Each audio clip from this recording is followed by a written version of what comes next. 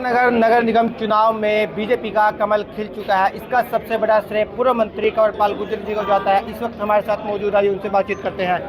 Sir, BJP की नगर निगम चुनाव में जो प्रत्याशी की अप्रत्याशित जीत हुई है, इसको लेकर आप क्या कहेंगे?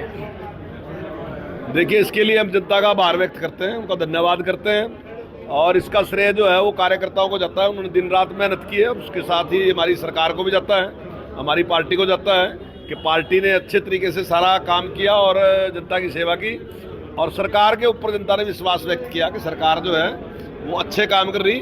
और हमारे जो माननीय मुख्यमंत्री हैं नैब सिंह सैनी जी, और इस कार्यकाल अभी जो छोटा सा कार्यकाल है उनका 1 साल का, उसमें जिस प्रकार से उन्हें काम किया तो जनता का विश्वास जीतने का काम किया। कांग्रेस के जो प्रत्याशी हारे हैं, उन्होंने एक बार फिर जो है ईवीएम पर ठीकरा फोड़ा है, उसको लेकर आप क्या कहेंगे?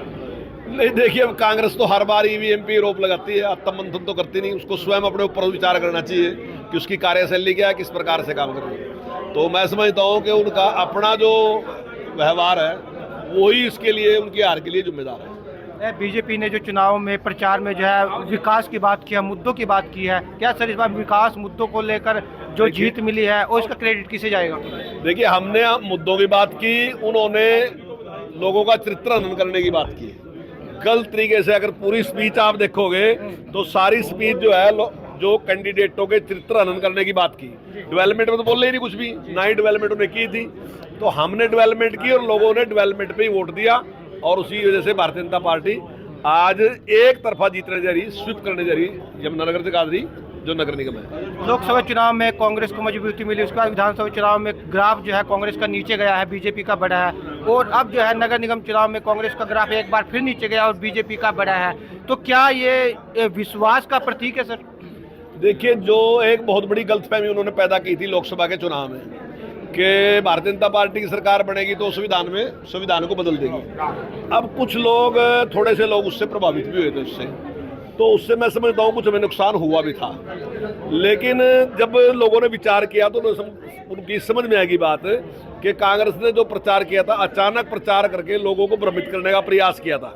लेकिन आप उसके बाद देख रहे विधानसभा का चुनाव देख लो और उसके बाद अब जो स्थानीय निकाय का चुनाव है उसमें जनता ने पूरी तरीके से उसके जो दुष्प्रचार था उसको समझा और अब उन्होंने उसको सबक सिखाने का काम किया।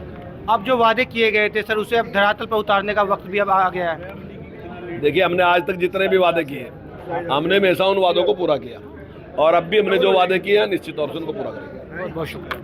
तो ये थे पूर्व मंत्री कंवरपाल गुर्जर जी, जिन्होंने कहा है कि इस जीत का श्रेय कार्यकर्ताओं को जाता है। उन्होंने कहा कि इस बार जो मुद्दों और विकास पर चुनाव लड़ा गया है और जो वोटर्स थे उन्होंने विकास और मुद्दों को प्राथमिकता दी है। अब देखना होगा किस तरह से जो है प्रत्याशी और मेयर जो है आने वाले जो वादे किए गए हैं उन्हें किस तरह पूरा करती है। पंजाब केसरी के लिए परवेज खान, यमुनानगर। हमसे जुड़े रहने के लिए हमारे YouTube चैनल को सब्सक्राइब करें और नई वीडियो की नोटिफिकेशन के लिए बेल आइकॉन को दबाएं। अगर आप ये वीडियो Facebook पर देख रहे हैं तो लाइक जरूर करें और ज्यादा से ज्यादा शेयर करें। धन्यवाद।